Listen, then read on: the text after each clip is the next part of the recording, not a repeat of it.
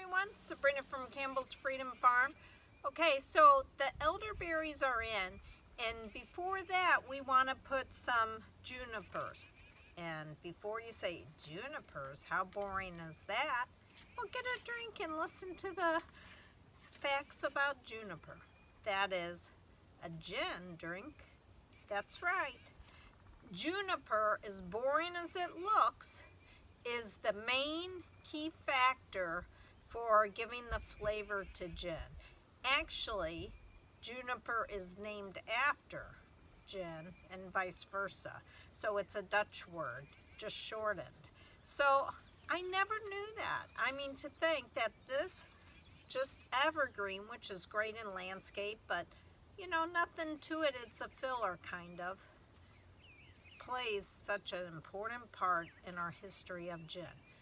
And for those that are not gin drinkers, perhaps a chef or wannabe chef, the same berries are used for the sauces for most game dishes over in Europe.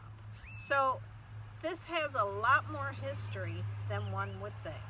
But for us, we're going to use it in the area around the elderberry to give a really low hedge formality in front of everything. It'll be wonderful. So let me show you how we put them in. In the previous video, I did the elderberries parallel to the house, to the cottage.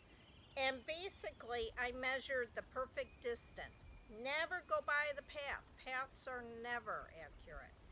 Now that I had that baseline, I measured over from that and I put the same stakes, so I have a rope here and I can follow that.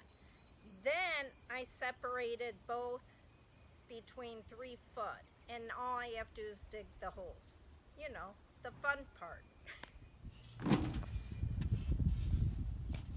All right, I am so lucky to have a young, strong daughter that happened to see me dig holes, and she stepped in. Okay, she gets a pot of tea or something. All right, I'm done with the holes. The sun is like really brutal now, so it's really hard to show you. But with the other shrubs, I dug it 3 to 4 inches extra. I'm putting my fertilizer down there and just mixing it in, and then I'm going to backfill it with dirt. Remember, you want those roots to reach for that fertilizer. If you put it right underneath, it's happy. Why should it go anywhere else? And you need a good root system to last through the winter. All right, so the junipers are in, but I want to show you something. Normally, I don't trim any perennial that I put in, not until their root system goes. I mean, it's a shock already. But if you see a branch like this that's dead, go ahead and cut that. And if I need to shape it later on, I will. Also, 2 of the junipers came from Lowe. Well, all of them came from Lowe's. 2 look great. The other 2 look like they're coming out of dormancy, but they don't look the best. Always keep your receipt.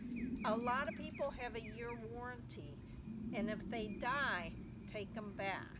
So they're really good, and I know Lowe's is really good about that. But I think these will make it. I just cut off the bad part. There's a couple other areas I could do, but let me show you the whole picture. All right, you can see the 3 junipers are in, and we have the 4 elderberry. So this will be really nice. And my future plan is to add 1 more shrub in here, but you'll have to see what that is, but it's going to bring a lot of white to it. I also want to show you this pathway. Huggy Bear is showing us. This is the 4 foot wide path. This is the one you could have a shrub that's taller.